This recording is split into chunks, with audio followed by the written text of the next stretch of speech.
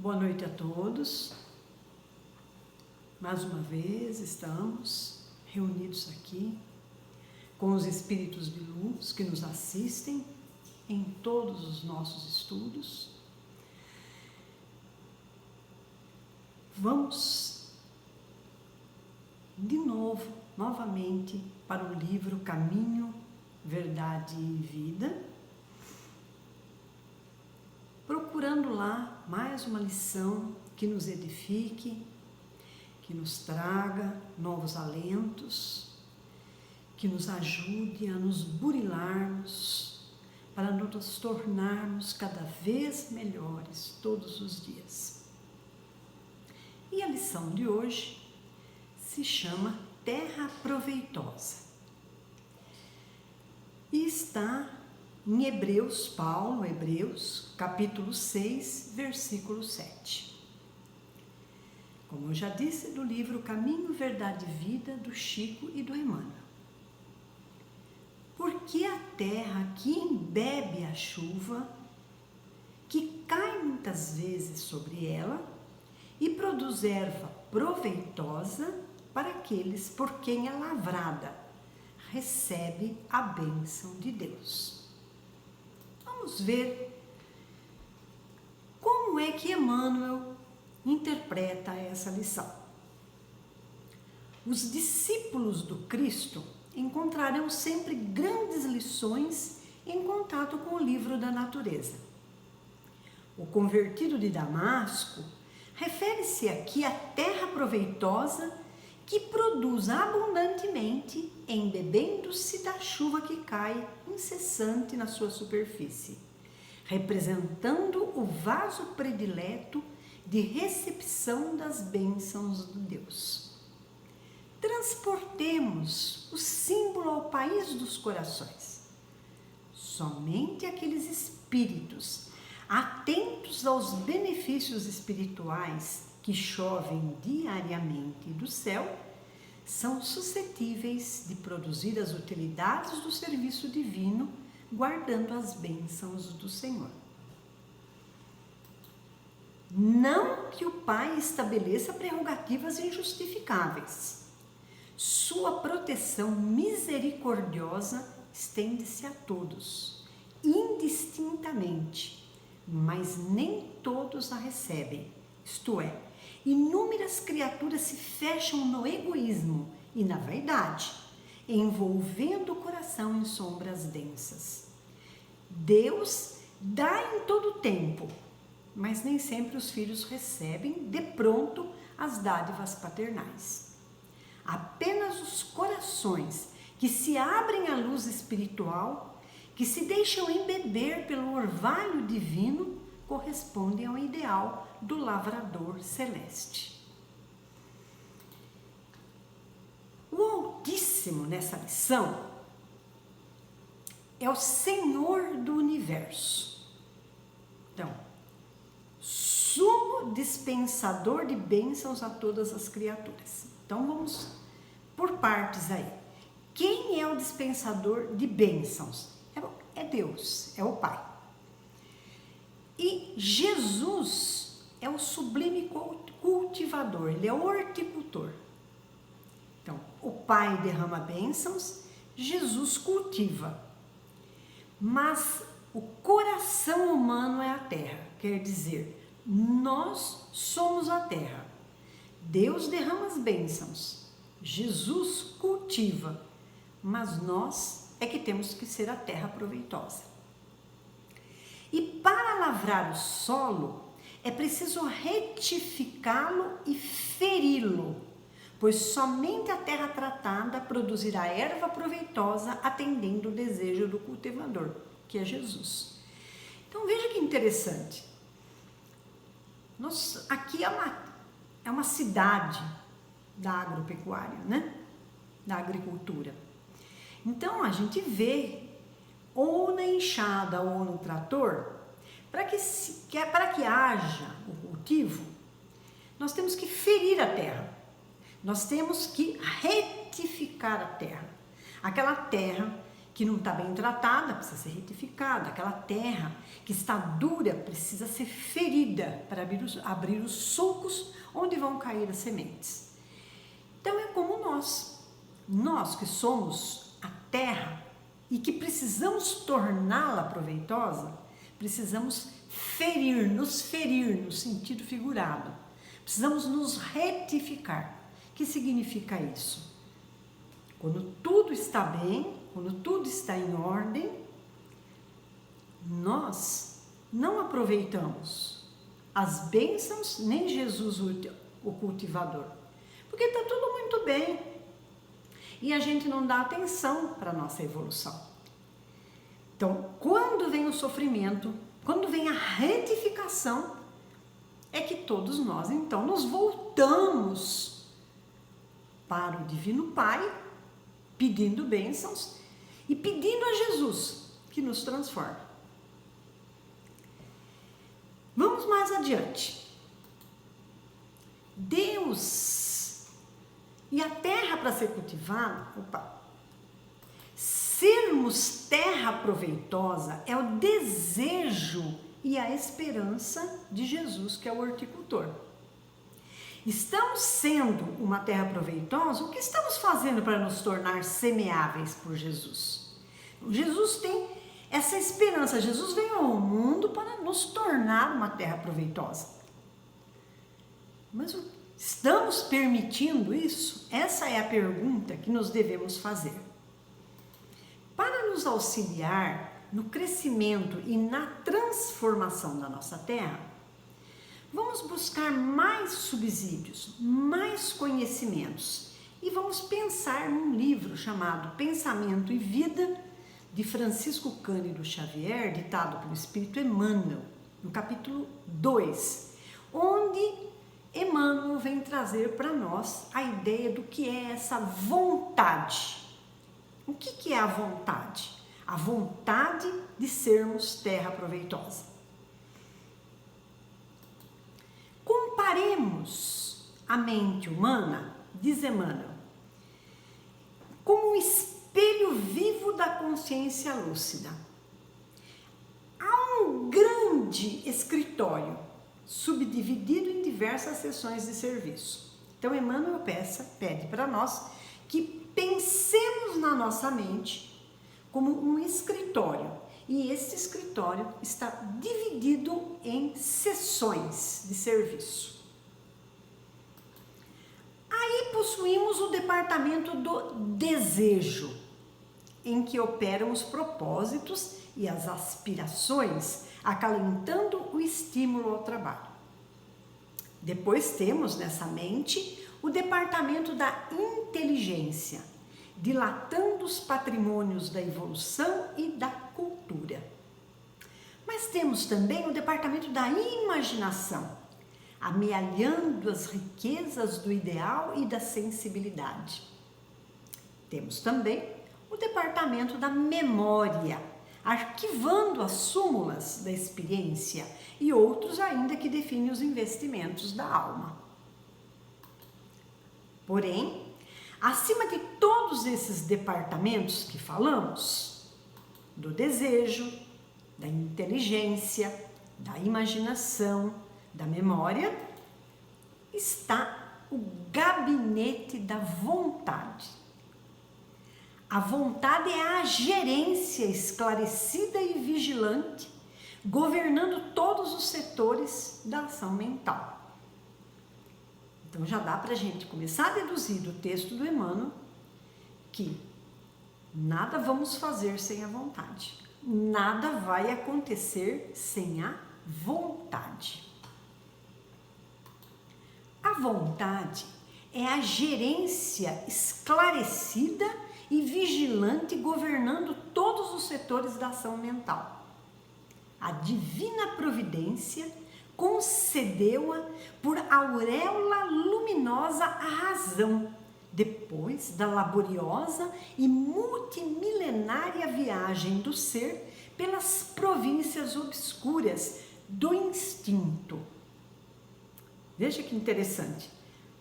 Antes, quando éramos ainda almas muito primitivas, nós nos guiávamos pelo instinto. Era o instinto da sobrevivência, o instinto da reprodução. Mas o instinto, ele foi substituído pela nossa vontade, ou seja, o nosso livre-arbítrio. Fazemos da nossa vontade o que queremos. Para considerar-lhe a importância, basta lembrar que ela é o leme de todos os tipos de força incorporados ao nosso conhecimento.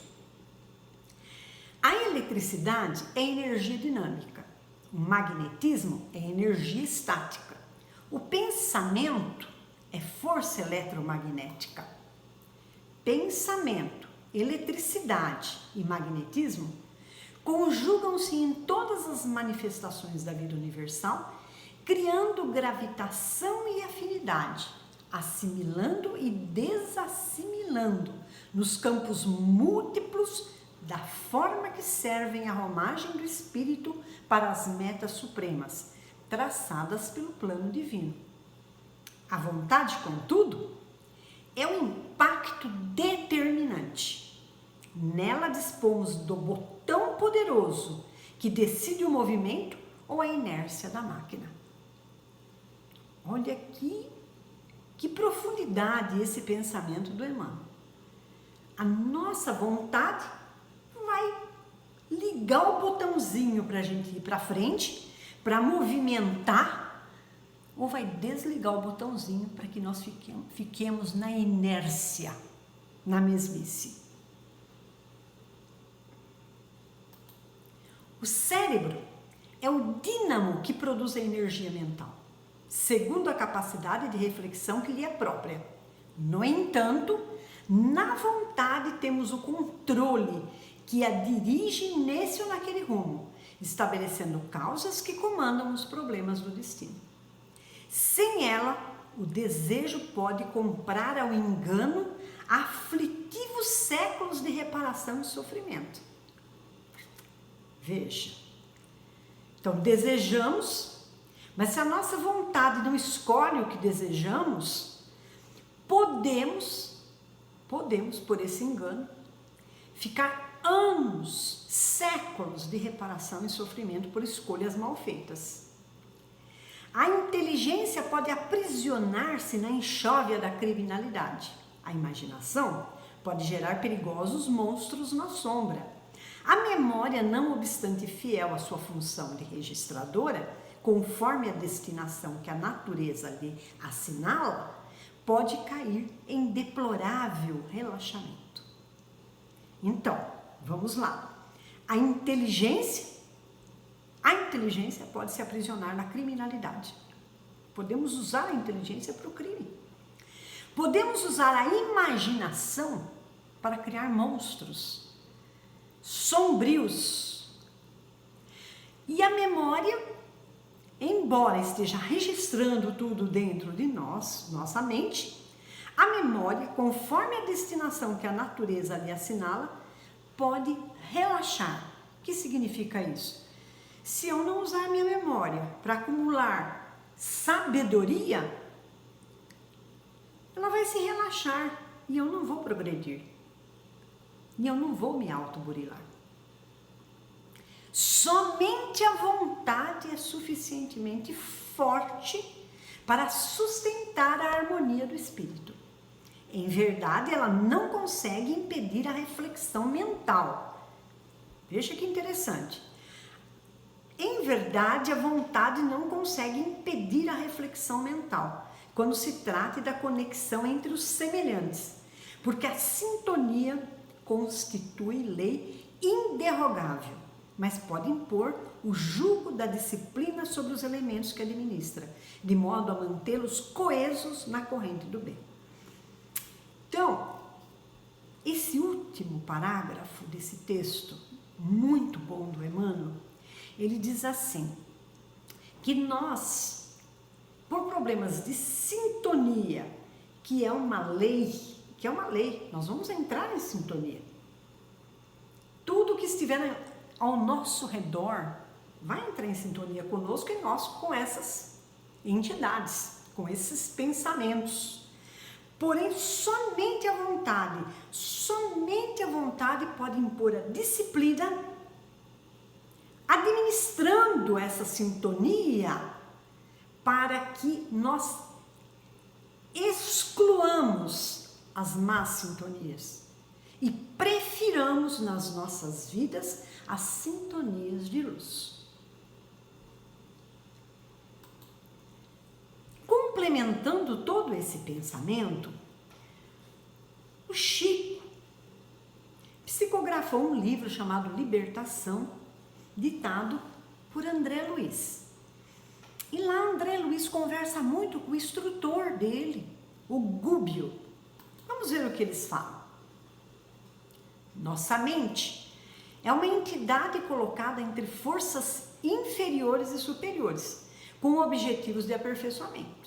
Nosso organismo perispiritual,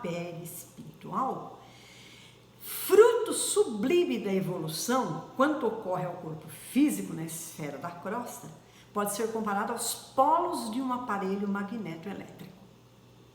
O espírito encarnado sofre a influenciação inferior através das regiões em que se situam o sexo e o estômago, e recebe os estímulos superiores, ainda mesmo procedentes de almas não sublimadas, através do coração e do cérebro. Quando a criatura busca manejar a própria vontade, escolhe a companhia que prefere e lança-se ao caminho que deseja. Então, o que Gubbio está dizendo para nós aqui? Dizendo para André, e o André ditou para o Chico, que nós precisamos ter essa vontade, porque se a gente deixar correr frouxo, nós não vamos estar escolhendo a companhia que vai estar ao nosso lado. E então estaremos soltos a nos lançar ao caminho, ao léu. Então vejam como é importante a vontade na vida da gente. Dirija um homem a sua vontade para a ideia da doença e a moléstia lhe responderá ao apelo, com todas as características dos moldes estruturados pelo pensamento enfermiço, porque a sugestão mental positiva determina a sintonia e a receptividade da região orgânica, em conexão com o impulso havido, e as entidades microbianas que vivem e se reproduzem no campo mental das milhões das pessoas que a entretêm, acorrerão em massa, absorvidas pelas células que as atraem, em obediência às ordens interiores, reiteradamente recebidas, formando no corpo a enfermidade idealizada. Um puxão de orelha aí bem forte para o momento que a gente está vivendo, né? Nosso pensamento, a nossa vontade tem que estar voltada para ideias luminosas, para ajudar no bem, para dizer assim, estou com saúde e está nas mãos do Senhor a minha vida, com toda a fé, com toda a energia. E Gubbio chama atenção. Claro que neste capítulo temos a questão das provas necessárias. Nos casos em que determinada personalidade renasce atendendo aos impositivos das lições expiatórias. Mas, mesmo aí, o problema da ligação mental é infinitamente importante, porquanto o doente que se compraz na aceitação e no elogio da própria decadência, acaba na posição de excelente incubador de bactérias e sintomas mórbidos, enquanto que o espírito em reajustamento, quando reage, valoroso contra o mal, ainda mesmo que benéfico e merecido, encontra imensos recursos de concentrar-se no bem, integrando-se na corrente da vida vitoriosa. Então, neste momento, o que temos que fazer? Esta vontade que está dentro de nós tem que estar voltada para Deus, no sentido de sermos o mais útil possível e imaginável aos nossos irmãos. Em pensamento, em doação material, em ajuda, em vibrações, seja lá o que for que esteja ao alcance de cada um de nós. E com isso, nós vamos encontrar imensos recursos para nos integrar na corrente da vida vitoriosa.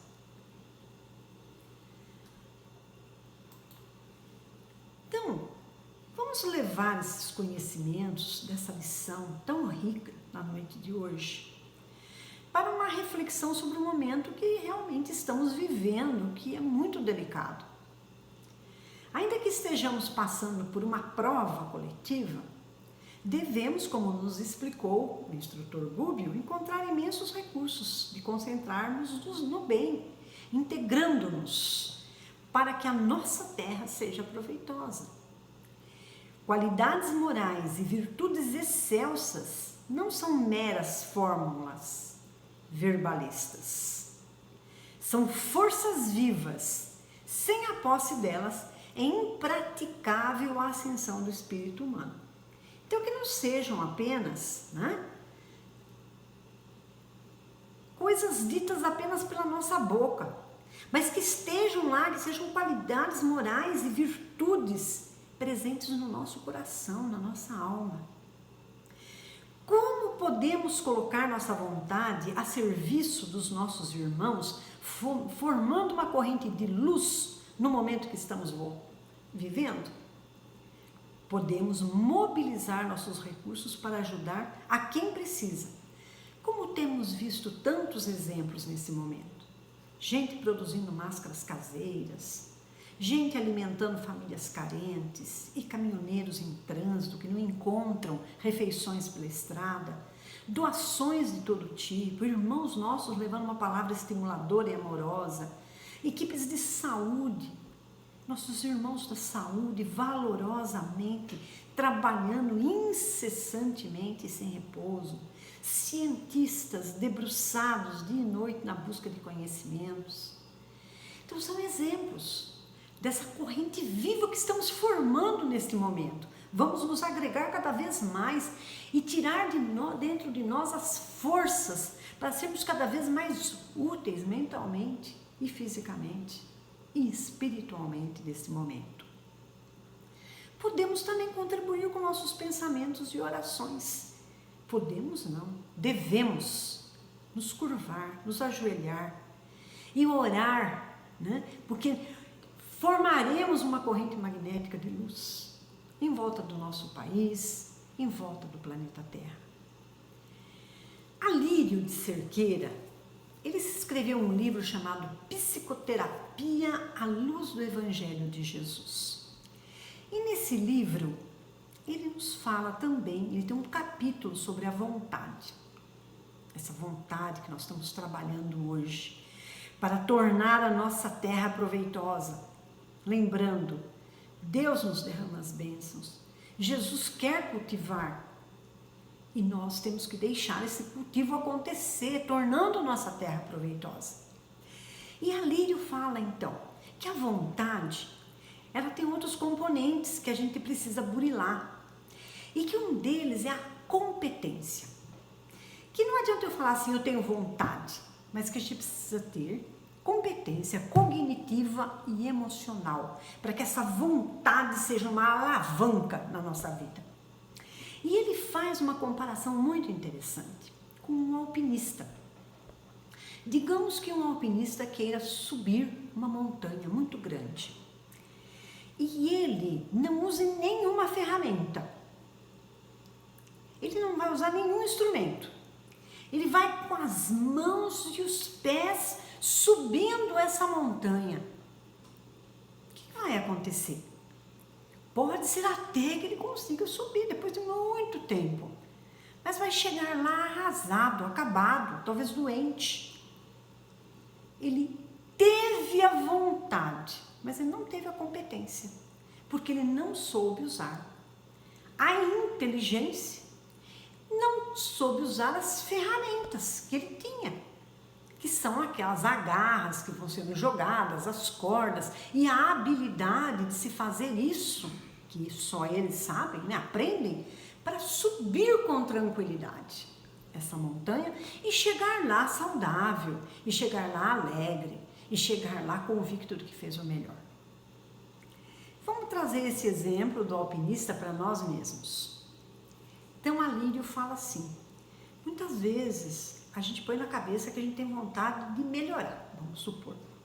Eu vou melhorar, eu vou deixar de fumar, eu vou deixar disso, eu vou deixar daquilo, eu não vou mais falar mal dos outros, eu não vou julgar, eu não vou...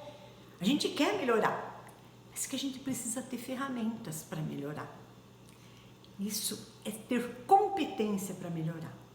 E ele aponta 3 ferramentas fundamentais para que a gente, essa vontade de melhorar, seja alcançada.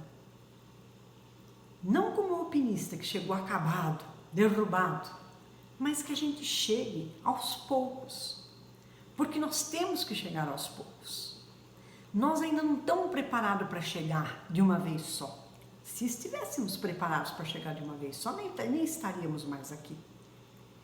E ele aponta essas 3 ferramentas, esses três instrumentos. Ele chama de instrumento da oração, instrumento da meditação e instrumento da reflexão.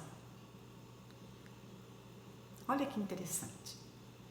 Eu tenho um amigo que ele bebia muito, mas muito, vivia caído. Diversas vezes ele manifestou uma vontade imensa de parar de beber. E ele falava, eu não vou mais beber. Ele tinha vontade, mas estava lhe faltando as competências. Até que alguém o arrastou para a igreja, uma igreja evangélica. E ele se associou ali.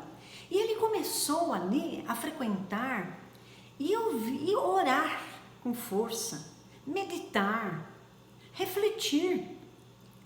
E pouco a pouco ele foi saindo do vício. Hoje ele é um homem trabalhador. E ele fala, mas eu preciso continuar em oração. Eu preciso fazer parte dessa comunidade. Porque ainda sou fraco e posso voltar. Então ele está sempre lá. Ele está sempre lá, fazendo todos os trabalhos da igreja, da comunidade, sendo útil, orando, refletindo e meditando sobre o que ele está fazendo lá dentro. E isso foi uma vitória sobre a vontade dele. Foi um direcionamento. Ele teve competência, como diz Alírio. Foi uma vontade competente. Orar. A gente tem que orar muito, muito. Durante várias vezes por dia, sempre que Deus vier ao nosso pensamento por algum motivo, por alguma circunstância, vamos parar, vamos orar, orar e orar. Refletir, porque é que é uma inteligência emocional. Quando a gente erra e a gente prometeu, olha, eu não vou mais julgar, mas de repente a gente está julgando. Não é para se machucar por conta disso. Eu não consegui, meu Deus, eu não vou conseguir nunca. Não, é porque a gente vai e volta mesmo. Então tem que ter uma reflexão, por que eu não consegui? O que foi que aconteceu de novo? Deixa eu refletir, para da próxima vez eu dar mais um passinho para frente. E a meditação? Hoje o método da meditação, existem várias técnicas, muitas técnicas de meditação.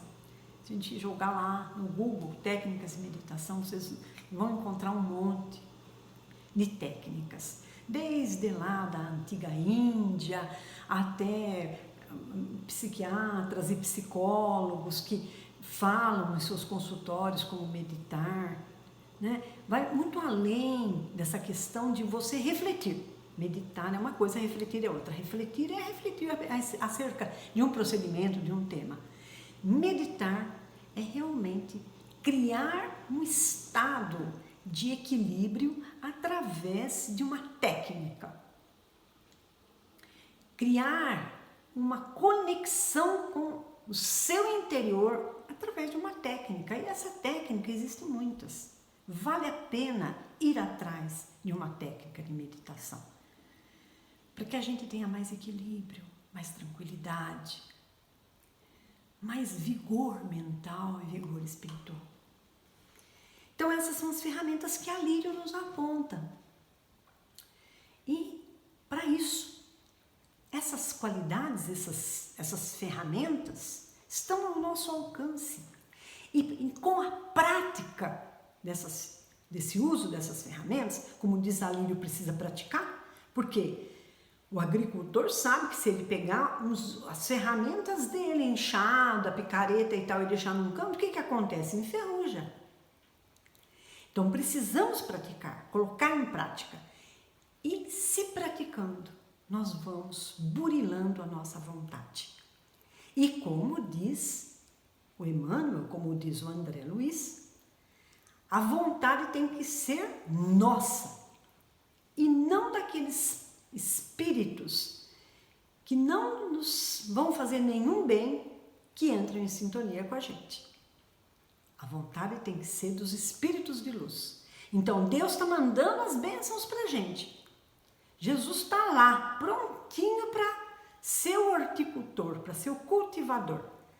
E a gente tem que estar lá com a vontade prontinha, com a terra já preparada, para que Jesus nos cultive cada vez mais, tornando-nos uma terra proveitosa. Então vamos mobilizar nossa vontade no sentido de fazer o melhor que pudermos, mesmo em meio a essa crise que vivemos.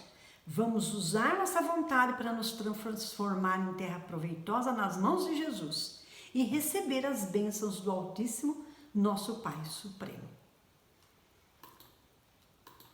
Cristo não brilha apenas pelo ensino sublimado, resplandece na demonstração. Em companhia dele, é indispensável mantenhamos a coragem de amparar e de salvar. Então vamos pedir ao nosso Deus Pai Todo-Poderoso, ao nosso Jesus, nosso amigo de todas as horas, a Maria de Nazaré, nossa mãe, nossa protetora, aos espíritos de luz que estão sempre conosco, nossos anjos da guarda, para que nos envolva na luz, que saiamos da noite de hoje com muita vontade de transformar e de nos ser transformados, que tenhamos competência para isso, burilando a nossa vontade através sempre da oração, da reflexão. Busquemos esse caminho luminoso para que possamos nós sermos a contribuição de um todo de luz no nosso planeta Terra.